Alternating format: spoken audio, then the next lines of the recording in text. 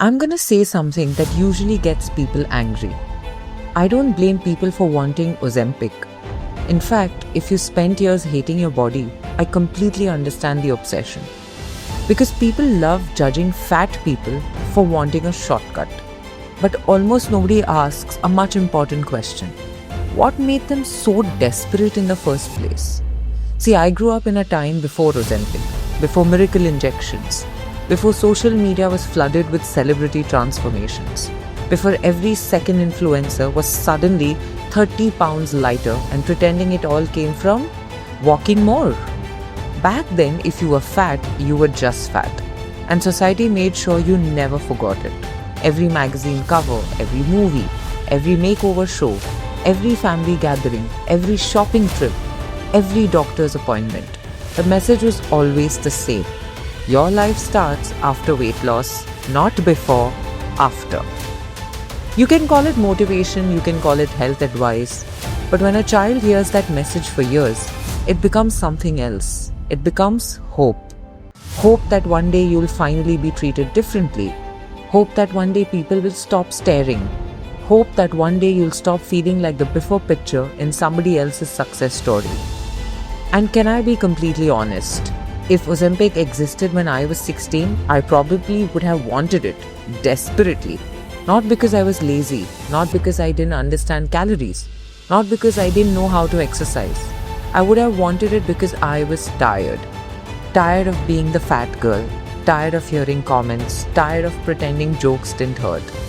Tired of walking into rooms already preparing myself emotionally for humiliation.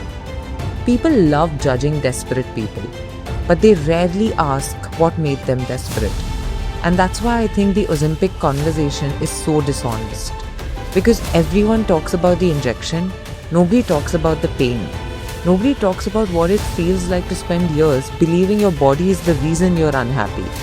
Nobody talks about what happens when society convinces millions of people that thinness or being thin isn't just desirable, it's necessary.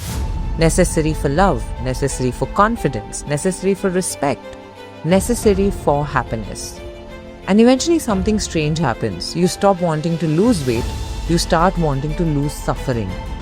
Because I don't think most people are trying to lose fat. I think they are trying to lose humiliation.